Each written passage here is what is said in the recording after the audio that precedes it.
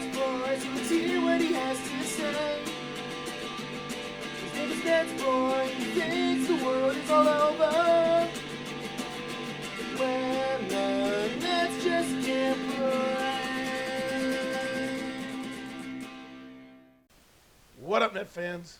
NetsBoy here, bringing the latest in your Brooklyn Nets news. All right, it's over. It's all done. The 2022-23 NBA season has officially concluded. Congratulations to the Denver Nuggets on winning their first ever NBA championship. And congratulations to a handful of former Nets on winning a championship as well. Bruce Brown, Jeff Green, and technically DeAndre Jordan, who didn't play, but he was on the team. Congratulations to them. So, yet again, more former Nets winning a championship once they leave the Nets. Go figure.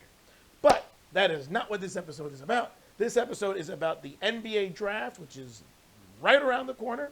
It's Thursday night in Brooklyn at the Barclays Center.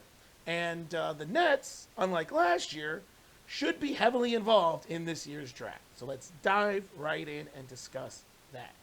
So going into the draft this year, the Nets have the 21st overall pick, which they got from Phoenix in the Durant deal, the 22nd overall pick, which is their own, and then the 51st overall pick, which is pretty much a late second-round draft pick.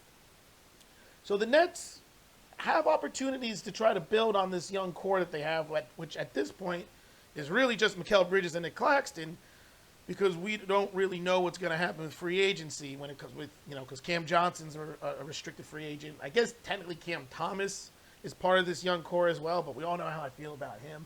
So he is there as well. But this is just the first chance that this new look Nets regime, the new look Nets, the post Kevin Durant, Kyrie disaster Nets, the first chance they have to acquire new talent on the team.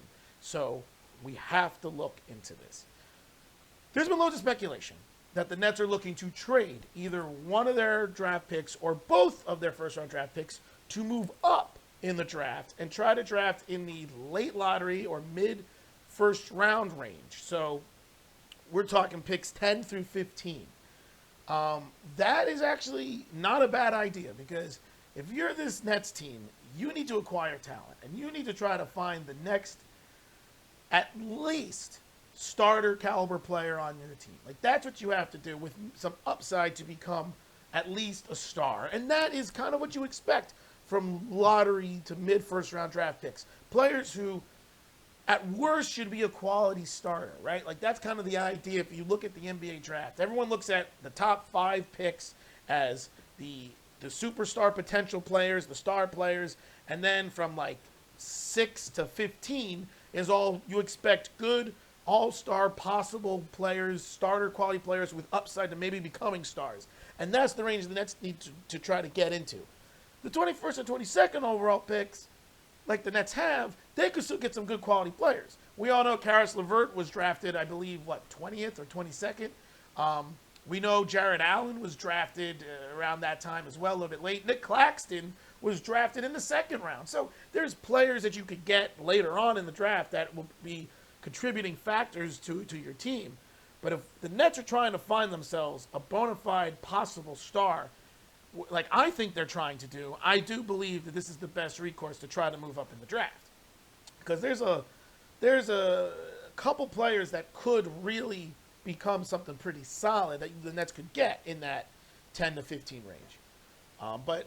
So that's some speculation.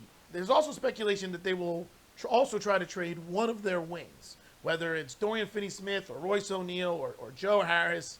One of those three is probably going to get traded on draft night by the Nets. And the reality of the situation is I completely understand it and I get it, especially if they want to move up. I will say this, though. I really don't want the Nets to trade Royce O'Neal.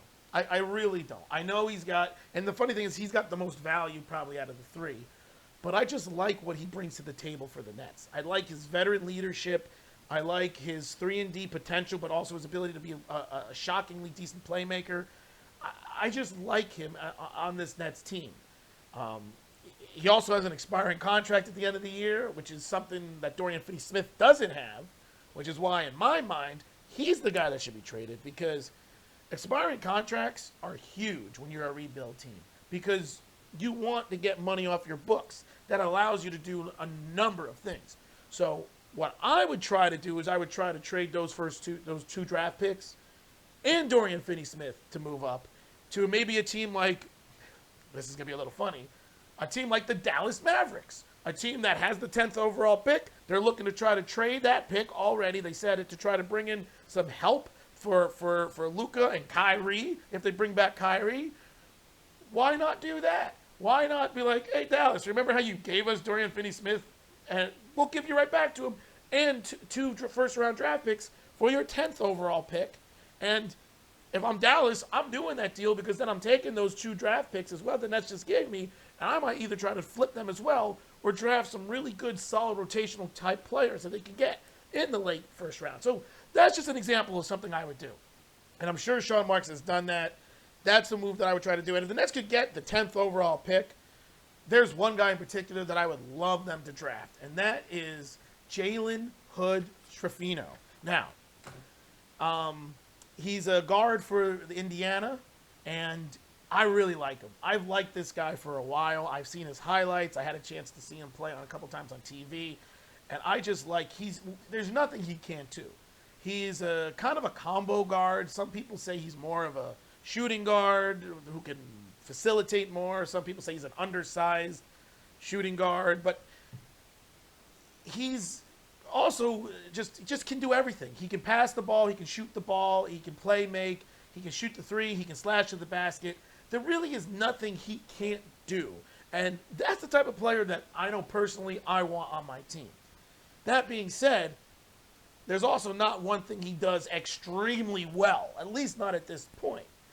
But if he's just a really good all-around player who's young, who can develop. So he's somebody that I've seen as early as the 8th overall pick in some mocks, and he's someone I've seen as late as like the 17th overall pick in some mocks. So if the Nets could get into that 10 to 15 range, Jalen Hood-Schifino, I really think, is someone they could definitely get. And he's that playmaker the Nets need. He's that young player who they could develop and you know, really become something of a really good corner piece to play alongside Mikal Bridges and Nick Claxton. I really like him a lot, and I hope that that's somebody on the Nets' radar. Someone else that I'd like a lot is Keontae George. Keontae George, there's something about his skill set and his game that's just impressive. He's a little undersized, but he's not like Hood-Schifino. There's nothing he can't do, you know, and he's deceptively athletic. He's a great scorer, decent playmaker, not a great defensive player, but he's still somebody who I really think the Nets could once again use as a pillar or a cornerstone to develop their team. So he's someone else I would like the Nets to get. Once again, another type of playmaker, another type of player that could really, really help this Nets team. Excuse me for a second. I'm checking one thing real fast. I want to see exactly where he's been projected at times.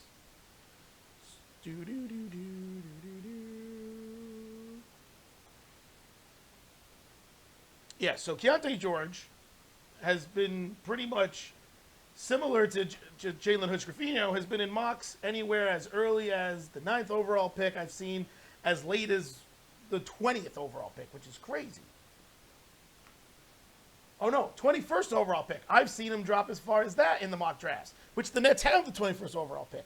So the reality is you don't really know what's going to happen in the draft. But if they could get someone like Keontae George with the 21st overall pick, you jump at that, right? So those are two guards that I really like the idea of the Nets trying to go out there and get.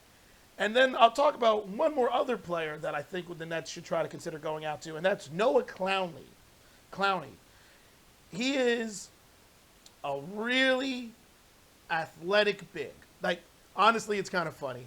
He's pretty much like Nick Claxton. Like, that's the best comparison of who Noah Clowney is. He is a similar type of build, similar type of skill set, similar type of style of play. And who wouldn't want a second Nick Claxton, right? So he's somebody that I think the Nets could get. And just like Hood-Schifino and George, he's been listed anywhere from like the 12th overall pick to like the 24th overall pick. So these are three guys that kind of fit that mold of what I think the Nets need to get or could use. And all three of those guys are players that I believe the Nets could usually build around and be a step in the right direction for. Other players I've heard was like Jordan Hawkins from UConn was somebody I heard. I mean, I got a chance to see him play a lot, being that we all know him a Big East guy. And, he's a very good wing player. He has 3-and-D potential.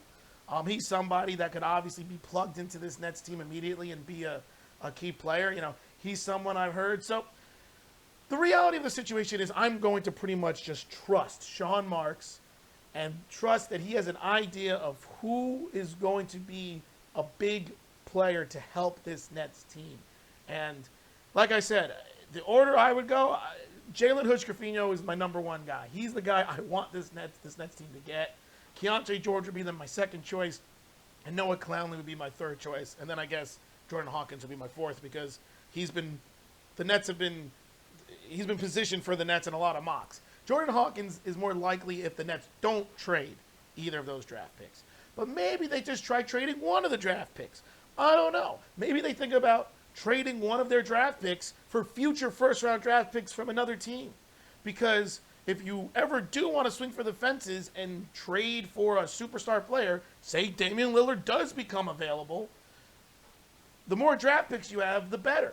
So maybe the Nets just decide to keep like the 22nd overall pick or 21st and trade the other one to a team for a future first-round draft pick, like a 2027 future first-round draft pick.